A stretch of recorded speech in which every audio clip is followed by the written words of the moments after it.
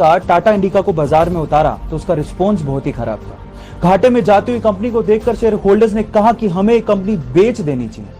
ना चाहते हुए भी टाटा इसे बेचने के लिए यूएस फोर्ड से मीटिंग के लिए गए, लेकिन उस मीटिंग में फोर्ड ने टाटा का अपमान करते हुए कहा कि अगर तुम्हें कार बिजनेस की इतनी समझ ही नहीं थी तो इस कार की लॉन्चिंग में इतना पैसा क्यों लगा दिया।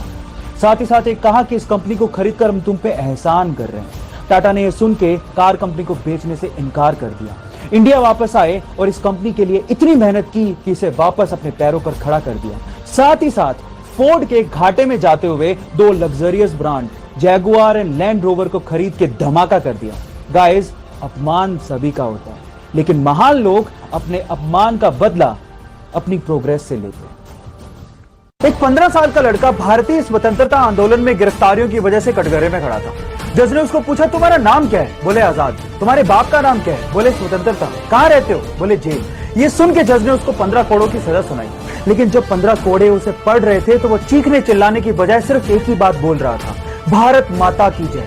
Yes, I am talking about Chandrashekhar Azad, जिसने भारत को स्वतंत्रता दिलाने के लिए अंग्रेजों से बहुत बार लड़ाइयां लड़ी, लेकिन अंग्रेज उसे जीते जी पकड़ नहीं सके। लेकिन 27 फरवरी 1931 को अंग्रेजों को पता चला कि वो इलाहाबाद के एक पार्क में बैठा है। उसे चारों तरफ से घेर लिया गया, गोलीबारी शुरू हो गई। उसने भी अंग्रेजों का डट के सामना किया, लेकिन जब उसकी बंदूक में लास्ट गोली बची थी तो उसने अपने आप को मार लिया। जानते हैं क्यों? क्योंकि उसने कहा था, अंग्रेजों की गोलियों का सामना करेंगे, आजाद जिए हैं, आजाद ही मरेंगे।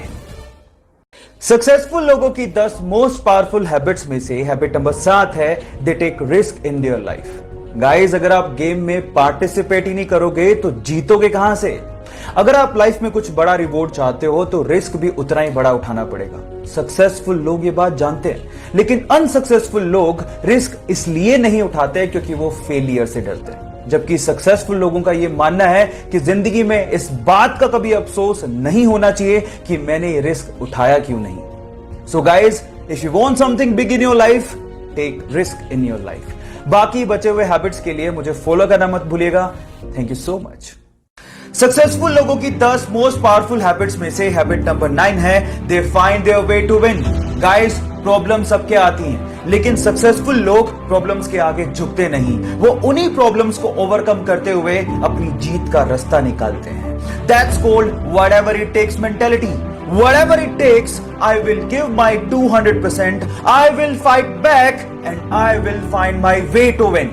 That's called successful winner mentality. Last बची हुई हैबिट के लिए मुझे फॉलो करना मत भूलिएगा। मिलते हैं अगले वीडियो में।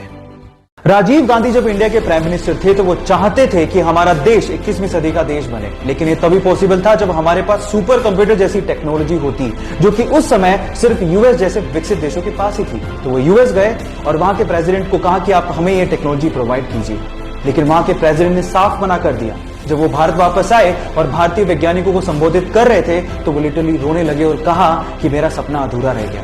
तब यहाँ के साइंटिस्ट लोगों ने कहा कि आप हम पे भरोसा क्यों नहीं करते, आप हमें फंड दीजिए, हमें मदद कीजिए, हम आपको सुपर कंप्यूटर बना के देंगे। उसके बाद सीडेक जैसी संस्था ने 3 साल की कड़ी मेहनत के बाद भारत को अपना पहला सुपर कंप्यूटर दिया, जिसका नाम था परम 8000। सो गाइज, यहां सीखने लायक बात यह है कि अगर आप बिलीव करो तो इस दुनिया में हर काम पॉसिबल है। So believe in yourself.